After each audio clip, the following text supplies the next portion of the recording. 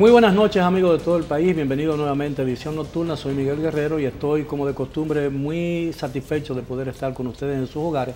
Y esta noche, mucho más, porque cuento con la muy grata y honrosa presencia de tres destacadas figuras de la República Dominicana, dos economistas, los licenciados Julio Enrique Caminero y Pavel Isa, y un destacado empresario, el licenciado Víctor Castro, para hablar sobre las perspectivas económicas de la República Dominicana partiendo del presente que estamos viviendo. Muy buenas noches, gracias por aceptar nuestra invitación. Es tan halagadora la situación económica como pronostica el Banco Central y como dicen las autoridades dominicanas. Estamos creciendo al nivel que dice el fondo, que admite el fondo y que admite o que dicen las autoridades del Banco Central.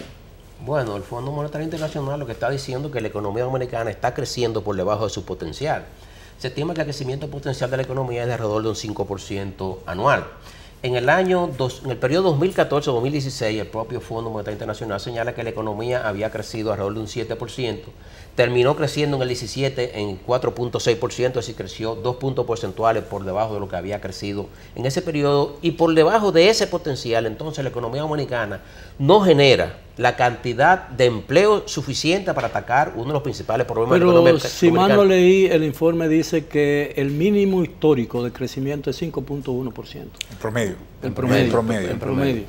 El crecimiento potencial es de alrededor de un 5%, pero el Fondo Monetario Internacional también advierte que hay debilidades, tanto por el lado externo como por el lado interno. Es decir, esta coyuntura de subida del precio del barril de petróleo en los mercados internacionales, que está hoy día por $20 por encima de lo que se contempló en el presupuesto general de la nación, que es $49.20, y las expectativas de subida de tasa de interés en los mercados internacionales va a restringir el acceso a los mercados internacionales. No que se no van a obtener los fondos, sino que se van a obtener con más dificultades. Se van a encarecer. Se van a encarecer, y eso va a significar atacando el tema del costo de la deuda pública. Tengo entendido que cada aumento de un peso, de $1 en el precio del petróleo significa alrededor de 50 o 60 millones de dólares de importación. Sí, más o menos. Yo creo que las perspectivas no son malas, ¿no? La economía va a seguir creciendo y va a seguir creciendo a tasas razonables, pero ciertamente no vamos a ver las tasas de crecimiento que vimos entre 2014 y 2016. Fueron tasas de crecimiento por encima del promedio histórico. Una economía no puede crecer permanentemente por encima de su promedio, porque el promedio mismo sube. Entonces, ahora va a crecer por debajo precisamente para que ocurra un promedio.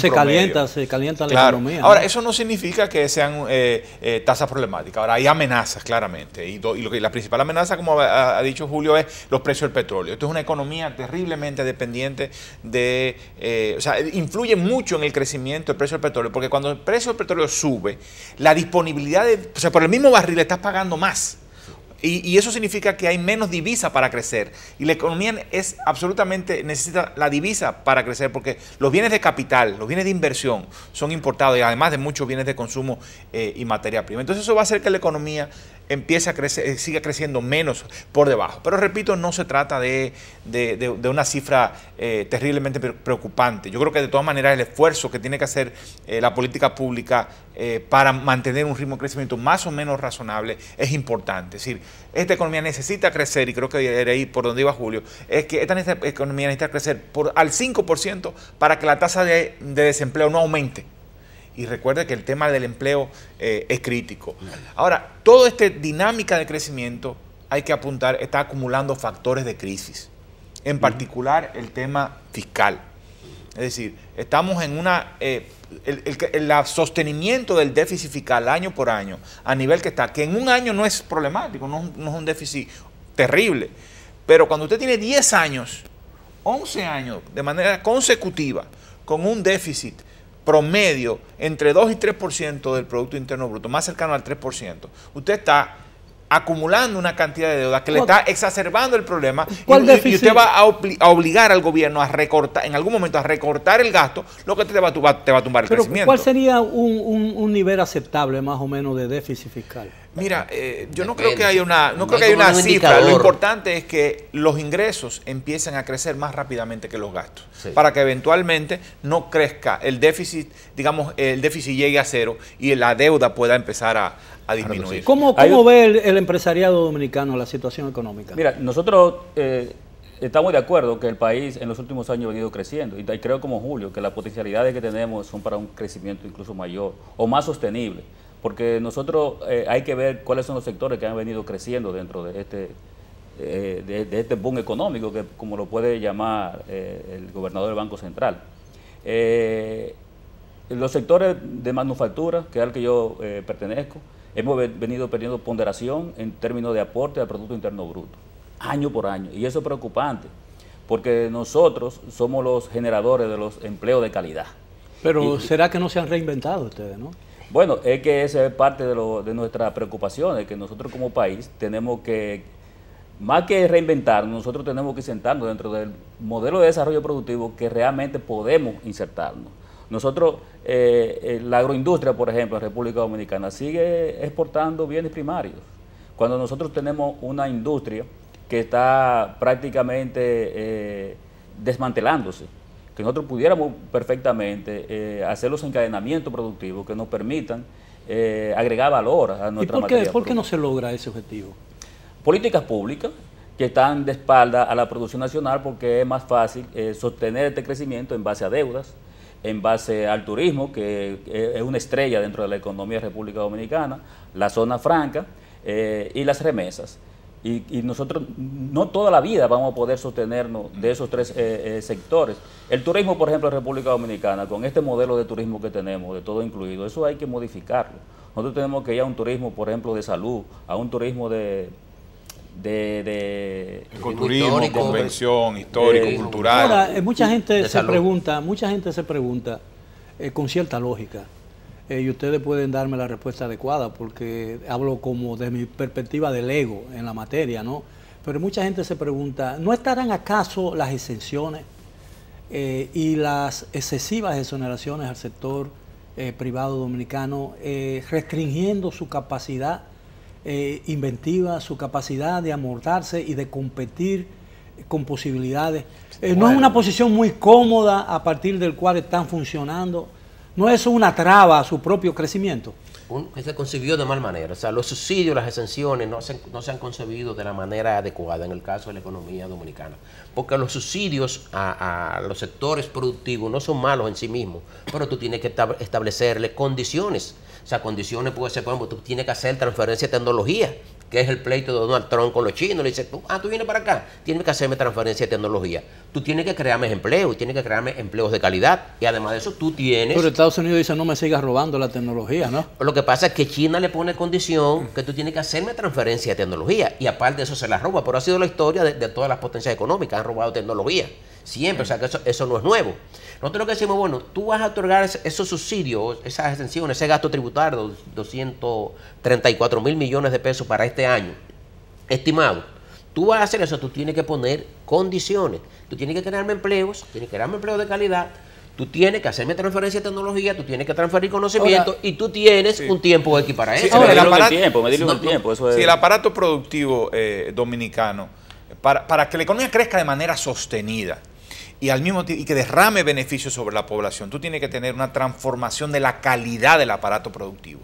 Y esa calidad del aparato productivo no se va a transformar simple y sencillamente con exenciones que son perennes y que son de alguna manera un cheque en blanco. A eso iba, es decir, yo entiendo y justifico, por ejemplo, que parte de esas exenciones se den para promover negocios nuevos, que crean nuevas actividades, pero aquí hay exenciones que tienen 30 y 35 Y eso años. la ley ni siquiera la ley lo obliga. Lo prevé de esa manera. Tú sabes, la ley te dice, da la exención, pero es luego las autoridades administrativas las que otorgan la renovación de las exenciones. Y bien pudieran las autoridades regular eso y decir, bueno, yo te renuevo en la medida en que cumpla ciertos requisitos, ciertos objetivos deseables para el desarrollo.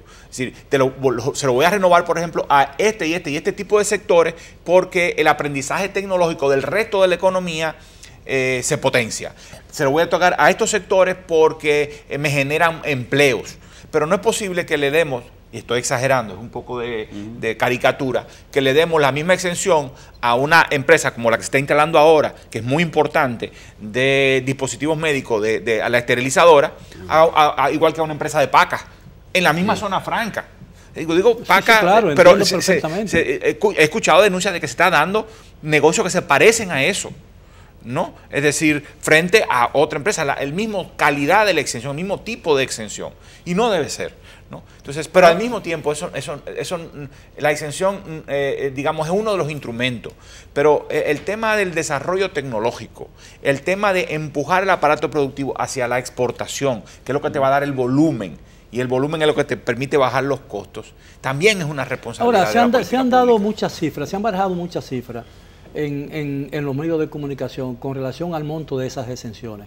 Tenemos una idea que se acerca a la realidad de cuántos son realmente, qué porcentaje del Producto Interno Bruto representan esas exenciones. 6%. 6%, porque es que eso, Pero, el presupuesto... tres veces, entonces pero tres veces, pero permíteme, es 3 veces el déficit. Sí, pero por un momento, pero permíteme, si es un estimado, y es un estimado problemático. Sí, y es un estimado problemático en todos los países. Porque lo que te dicen es, bueno, ¿cuántos productos se vendieron que estaban exentos de ITEVIS? Sí.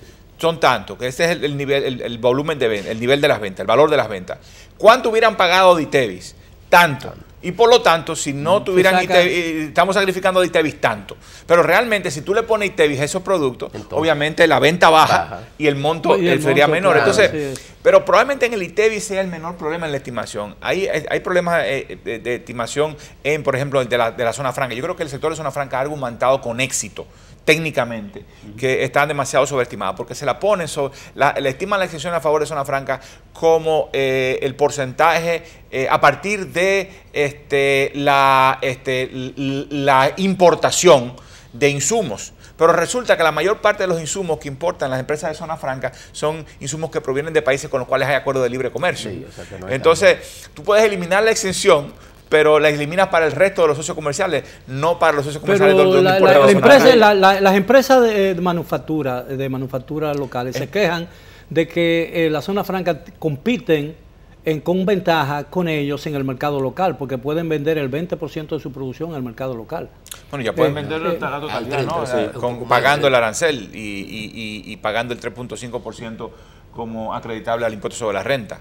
O sea, sí, ya tienen el mercado local libre, de libre acceso, pero como una importación. Pero también se quejan los empresarios de productores, es que las zonas francas no se han integrado al esquema de producción nacional, es decir, la mayor parte de los productos, de los insumos que consumen provienen de la Bueno, ahí tenemos, cuando hablamos de la estrella que ha sido el turismo en República Dominicana, aquí tenemos buen encadenamiento productivo entre turismo y la empresa local, la industria y la agroindustria. En la zona franca no hay ese encadenamiento productivo. La zona franca, prácticamente el 98% de los insumos que usa en su producción son importados. Mientras que nosotros tenemos capacidad para suplirlos. Lo que pasa es que no hay una política de Estado que obligue a eso. Entonces, pero también en defensa, y no en defensa de la zona franca, pero tal vez si ustedes, ese encadenamiento tiene que ser sobre la base de precios similares a los que ellos consiguen en el mercado internacional. Bueno, es lo que digo, es política pública. Nosotros no podemos competir. Ahora mismo nosotros, y Pavel lo escribió, nosotros no somos competitivos en el mercado externo, pero tampoco somos competitivos con las importaciones, porque nosotros tenemos condiciones de trabajo muy diferentes a otros países, y eso es lo que nos hace a nosotros no ser competitivos. Por ejemplo, tú tienes aquí una economía, República Dominicana, nosotros crecemos todos los años. Los países del área no tienen el crecimiento que nosotros, sin embargo, tú ves la balanza comercial de esos países respecto a nosotros es deficitaria.